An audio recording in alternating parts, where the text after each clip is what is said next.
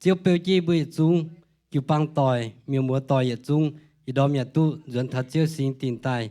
và dùng sinh chiếu ya nhi ya chuyên nhiều ta chom nhà bưởi bưởi chiếu như khối yếm nhà bưởi chiếu bưởi vừa mai tòng yếm mà tòng cho nó bài lấy sinh chiếu chiếu chế phụ bưởi bưởi lấy sinh chiếu ô thì đó nhà miêu múa tỏi mà tới yếm tu tài về nó mà tòng mình mà chiếu chiếu cầu bưởi vừa mai chẳng hồ mi giàu ya mà chiếu anh chuẩn ta phụ sự chiếu chẳng tiết chiếu thu mà chiếu biểu chi bụi đom ya mày chăm nhẹ bài sinh chiếu chẳng tiết chiếu thu in đom ya anh tháo tự nhiên nó là bài tọt dung như quan mà chiếu bụi đom mà sinh chia bà dung sinh chiếu anh mà phiên sang ya tọt khu phiền tại bụi bụi ya dung tu hải tu hiu lấy sinh chiếu ở ít năm chiếu ý bộ ở khoa chiếu chia tiếng suy bùa amen. Good morning. Bà on đó mà bây giờ xuống sơ chết họ yêu bảo dùng thành siêu ạ.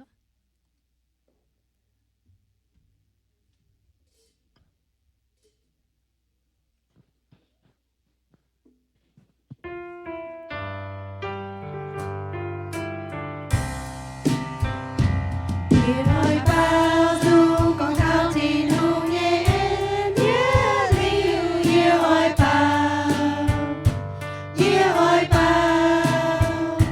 Gõ để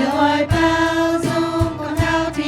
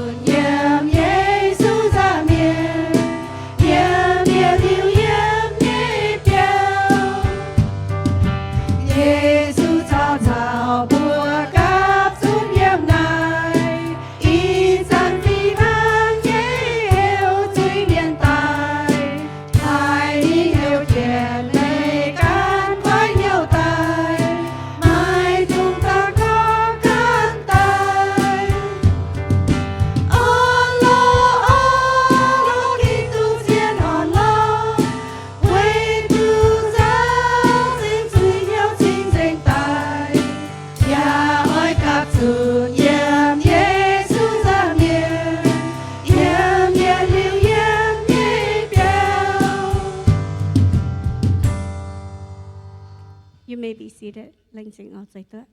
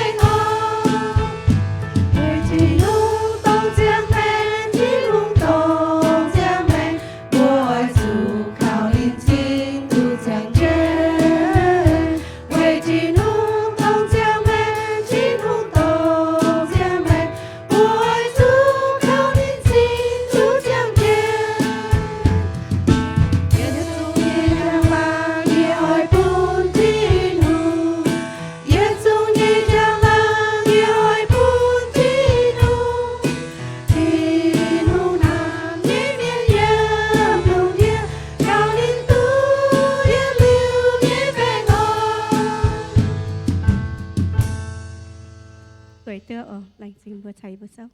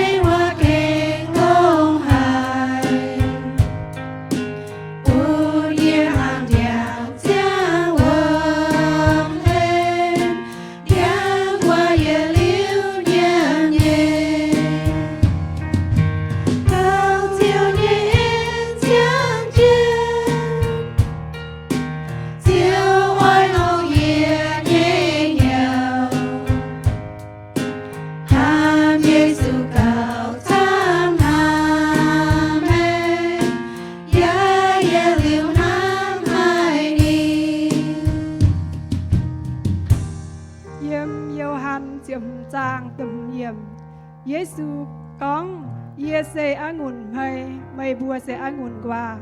hãy tao chàng chiến ia ya chàng chiến nín bùa tao dầu chàng biểu kỹ đá mày bùa lấy gọi ia nó mày bùa má hay dầu suốt hay nhung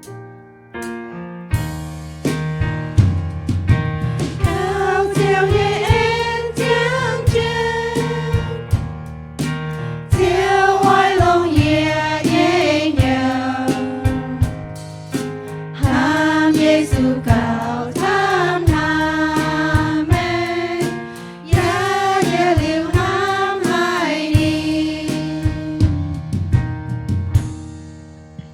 bữa chị bữa nhớ phi sang sào sạc bữa khu phiền ó.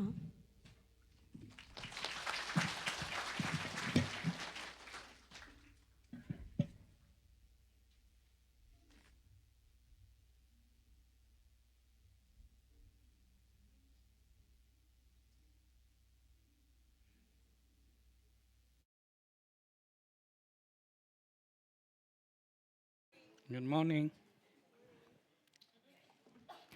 Con rồi nào. Good morning. Bạn ở đom kinh anh hay hay chỉ bữa miền mùa tuổi em cô em phát biệt chiếu như biểu tập bữa sủ bữa chiếu thiên hùng ở đom. Just welcome everyone near or far here this morning to worship our God. Are you happy to be here? And hey, if I go hallelujah, amen. Saint thiên hùng ở bữa kinh anh hay thiên hùng kinh thầy phụ bung bữa kỳ bang bữa là làn miền yếm chiếu em biểu bữa bữa bữa hiếu dân yêu hay đom bữa kinh làn miền bữa con chết chết smile cáiว่าkinh anh hayอย่าแลนจินบต่อตรงนี้กว่าต่อตุลงหายแลนจินทิ้งงต่อเสียทิ้งงเองแลนจินทิ้งงใส่ฟุปุ่นละลานเปลี่ยนช่างเต้าสกิ้งช่างจินสกิ้งลงบัวมาเก็บปามยันซ้ำเนี่ยแต่ผู้สูญเสีย I think this year is good years everyone here to worship God we so glad in God's house right บัวตะเต้าบัวอันให้ยำเที่ยวเปียวอย่าเล่นเกี้ยอย่าเล่นจริงไม่ล้านเมียนนะบัวบุกองหันว่านี่เนี่ยอาจิกรนะแทงเกนบัวเจ้า security นะลาวอาเยี่ยมตุเล่นเกี้ยจิบนินหันอันให้อย่าเล่นจริงไม่แทงเกนเจ้า security โอบัวเสียวแกงเมียนกันเนี่ยอันให้อย่าเล่นจริงไม่โอมาตาหน้าห้างนี่นะถ้ายิ่งเสียวแกงดังนั้นปัวละหายจะได้ว่าต้าซานว่าฟาร์มกษานเหียวนี่ล้านใจก็บุญนินบัวกิปังหางเก็บฟ้าเนี่ยถูสุกินยามาเตนะนี่ก็โอเคเนี่ยนะโอเคบัวอ่านให้ว่าคำว่าซานเหียวโอแต่จริงไม่แทงเกินแต่จริงที่ทุ่งบัวกิปังนั้นมีซ้ำเนี่ยบัวเฉียมจุกงมีซ้ำเนี่ยมาจียมกงออกแต่จริงที่ทุ่งตอนที่เจียวอินหอยกินโซ่เยี่ยเอากองเท้าchỉ ta nói lên bài con thảo bùa về tiêu chế về hành dụng bùa chế về bản tin phái bùa chế về việc ta siêu lọ thiên hùng phái mà ý dụng gì tôi con chỉ tại in hỏi gì con nghe sự tông na Giêsu nghe sai có mấy chế phải Giêsu hàng đầu mấy chế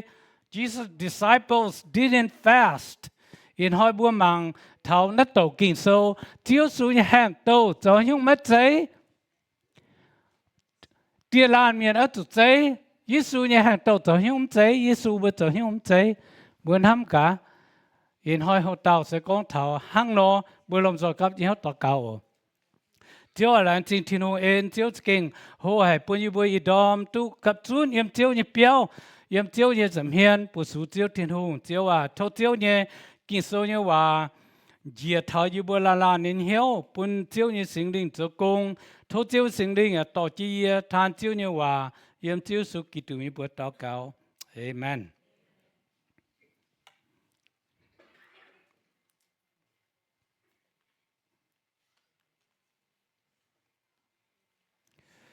Kỳ sâu Luca sâu tầm trang và chỉ phàm yếm. Mà tế miền con bữa Giêsu, Gioan sai có bữa chănใจไม่เหนียนหายยุงอย่าตาเก๋าฟาริสีเมียนเนี่ยใส่ก่ออย่าเป็นห้างเนี่ยป่าไม่เนี่ยใส่ก่อคงเหนียนคงหบห้าง They said to him, John's disciples often fast and pray. So do the disciples of Pharisee, but you all go on eating and drinking.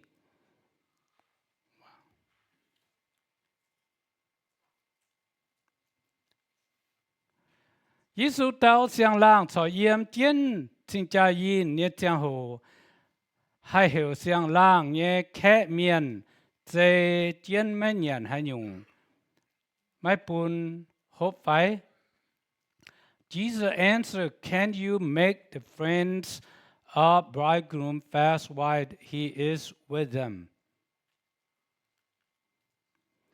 Bạn hỏi nhiều ở thảo xiang lang zu to minh mía thảo vất giản khẽ miền chính ta dây mấy nhận hai nhung. But the time will come when the bridegroom will be taken from them. In those days they will fast. Kinh sâu nhớ bà bữa tổ dừng bữa nãy bữa mảng cá Pharisee miền cháu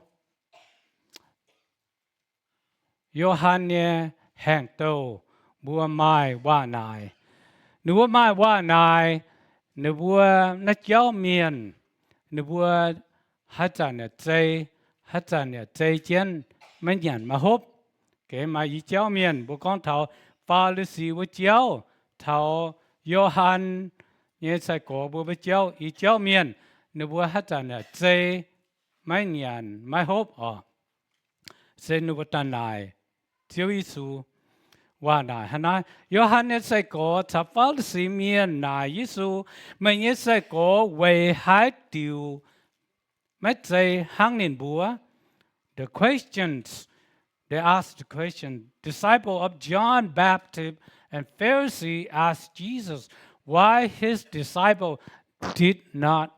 fast like theirs but like themบัวhamang cả mà ý cháu miền hết tràn nó bẻ chơi mấy nhàn mà hôm bà Giêsu cháu mấy chơi ý chán hỏi bữa hay bữa xem được Giêsu bướm tụt chơi phải bữa hay chuyện yêu hả phải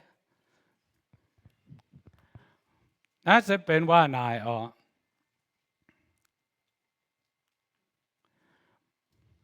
บัวบางเท่านั้นฟาริสีเมียนใส่ห้างนอบอกว่ายมขับปูนึกว่าเนี่ยฮิบลูบอกว่าฟิจุนหอยไม่เม่งโหเนี่ยใจงี้เจียมน้ำเจียงโหใจจีกอนบันหอยมวดมิ่งเท้าบันจังหอยบันหอยมวดเวฟิจุยยุมขับเปอฟยุมขับปู They are atonement. This would well-known fast, a full 25 hours of fast from sunset to sunset for atonement.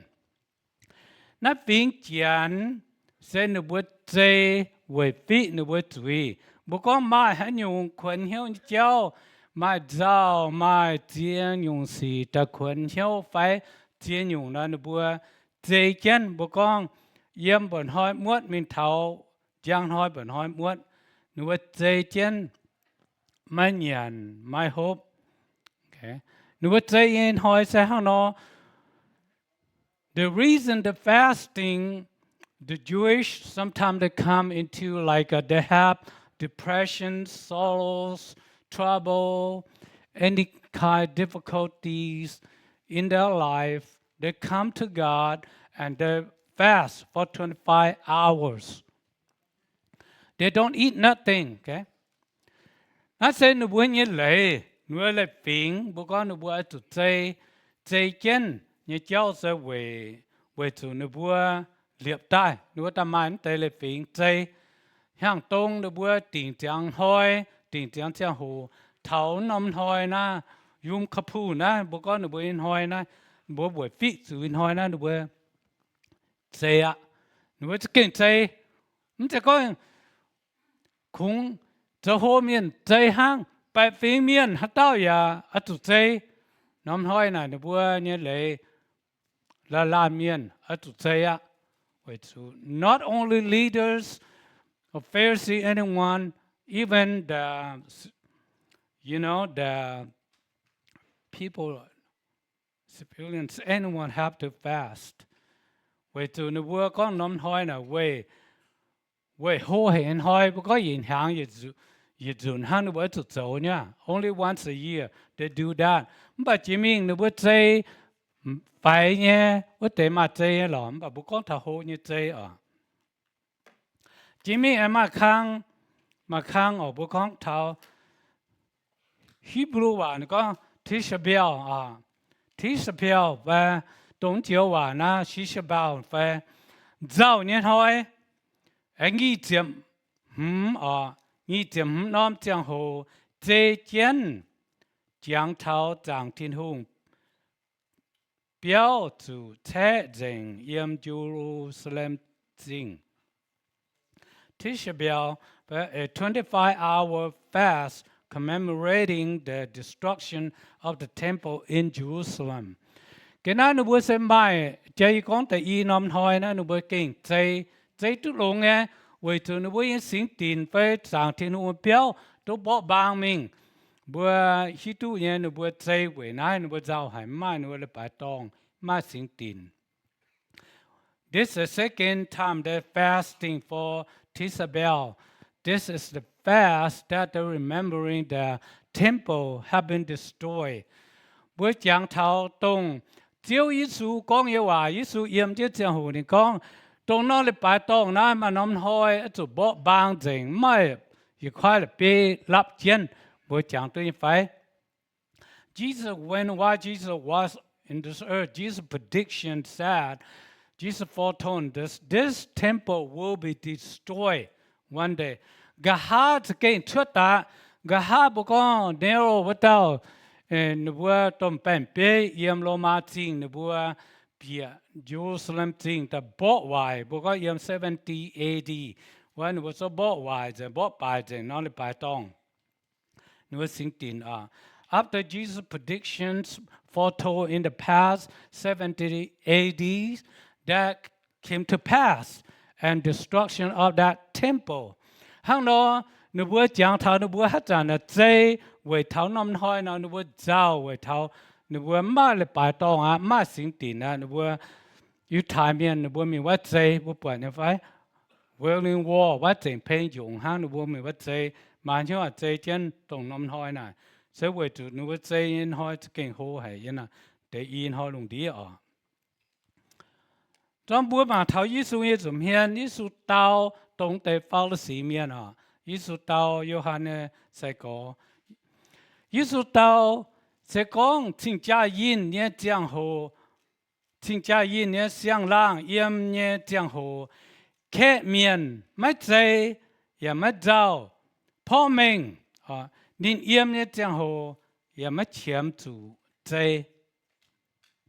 Jesus answered them. Jesus responded with wedding guests mourn or fast while the groom is with them, explaining his presence meant joy and no need for fasting.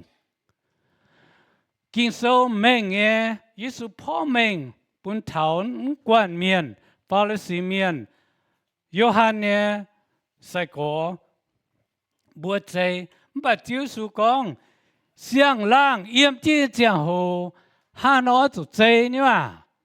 Giêsu can พ่อ mình con Giêsu can chỗ thiên hùng chỗ chiếu yếm chi này giang hồ mà hết tao giàu mà hết tao hà nó chủ chế thiên hùng cháu bữa yếm chi giang hồ là bữa chủ chế bữa học cho hà nó cháu celebration bữa học cho anh hay Giêsu cháu bữa yếm chi giang hồ bữa chủ anh hay dân yêu mà chủ giàu nhá mất chủ chế, mất chiếm chủ chế, bữa họp chủ nhận họp chủ họp, chiếu số tàu như vậy sẽ hăng nọ nhá.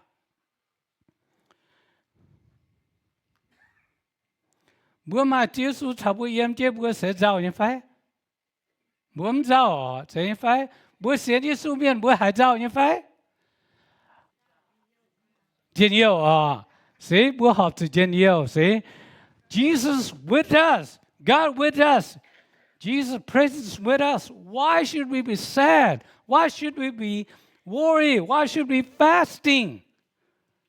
Giêsu nhận bữa học tự cho nên nhận thế ha. Amen. Sẽ con Giêsu giáo nó bữa cho nên giáo Giêsu say nó bữa cho nên say phải. If Jesus whip, we whip with Jesus. Jesus fast, we fast with Jesus, right? Amen. Amen. Nè con, mấy cái thảo, mấy tụ dây giang hồ thảo hát tràn, giang lang tụ gió mình. Con thảo nín tụ tinh,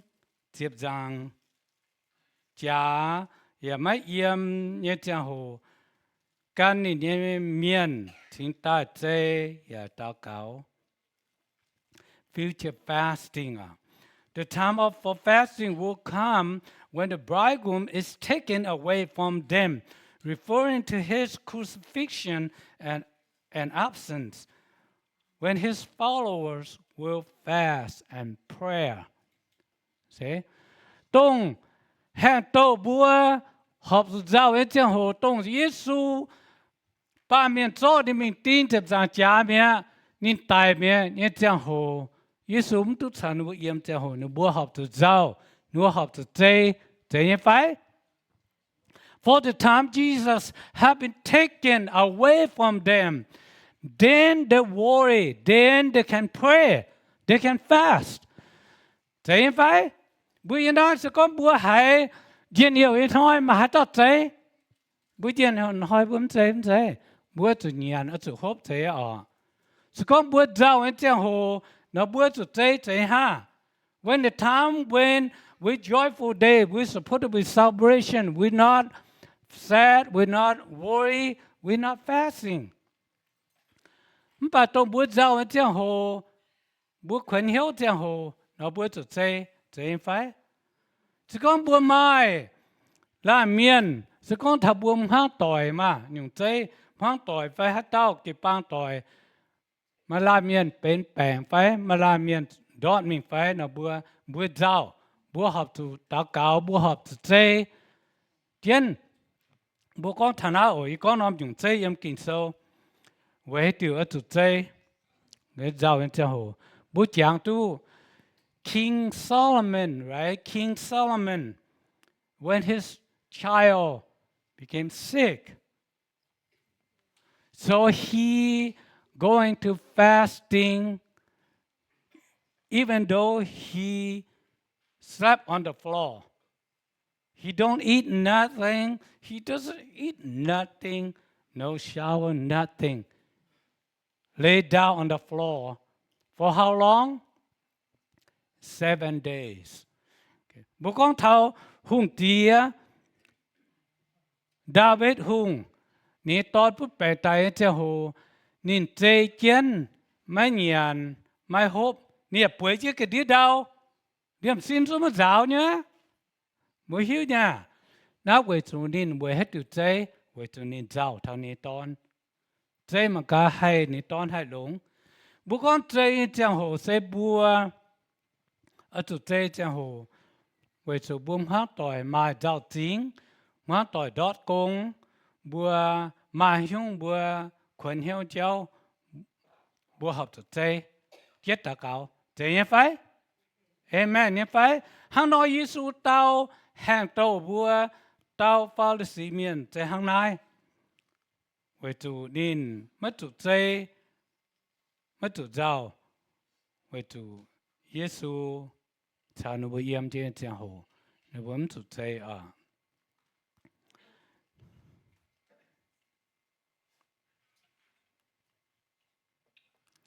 bữa mang thảo in hỏi ye kinh sâu ye con đang ye à con đang ye bữa mà chăm tiểu chăm hay như vậy ta第一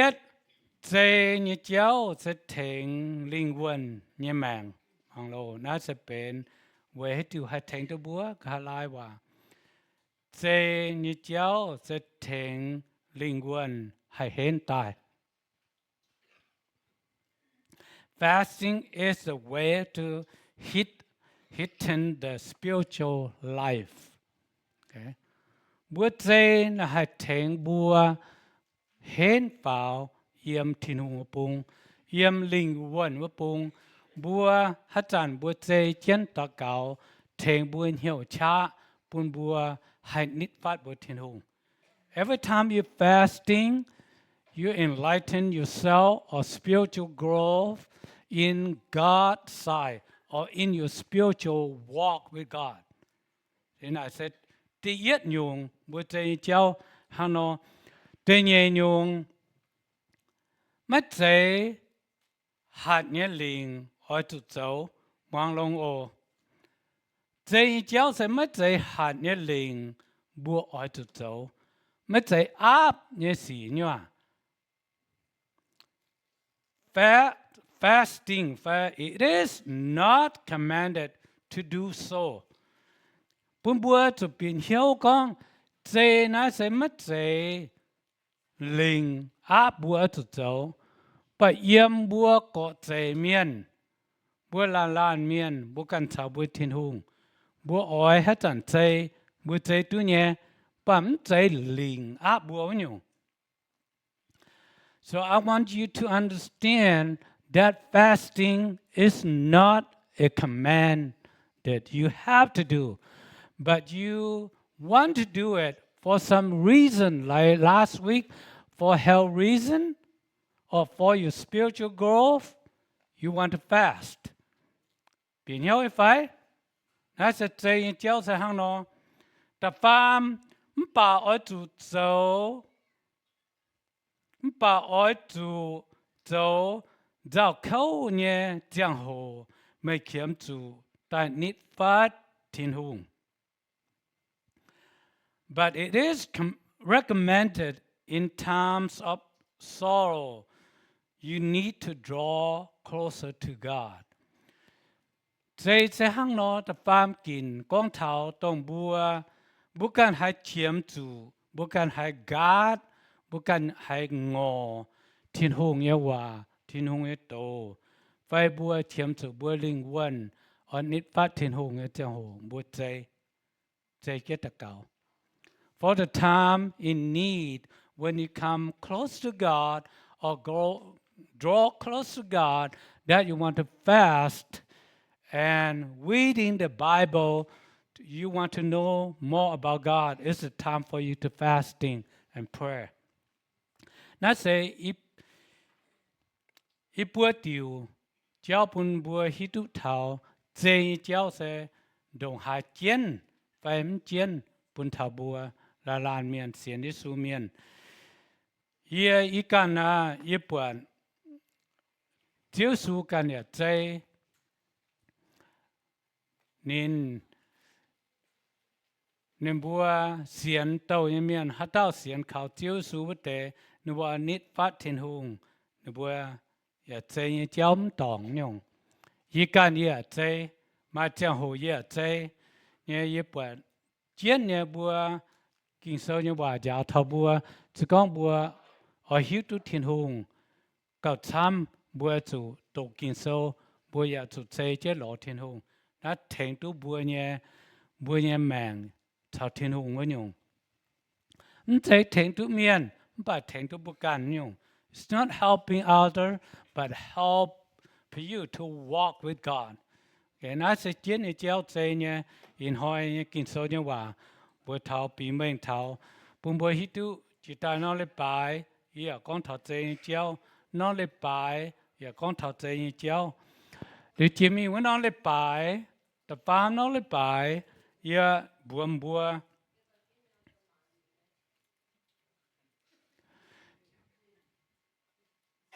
chỉ tao nó lấy bài, có buồn bữa, tôi kêu giờ yên tham chiến con là giờ hay có lòng bé này giờ là cool nha, bữa chỉ ta nó là bài giờ buồn bữa bị ta farm nó là bài na bữa ở chỗ mai dây đại nhà chỉ có thiên hùng tao bữa ta cầu như hòa bữa giờ dây chết lọ thiên hùng bữa bài thiên hùng hang nó thèn mà bữa như màng bữa mai lấy dẫu tôi tin kín na, ý con bữa tập farm nó là bài, yên ai cái chỉ tai, yên ông week cái nhiều mà hai tao tôi thấy phải xuống tiền bữa vậy mà cả, tí tiền bữa nha, ok tí tiền ham những con tham là, mai ye lan ha ke tia hong hao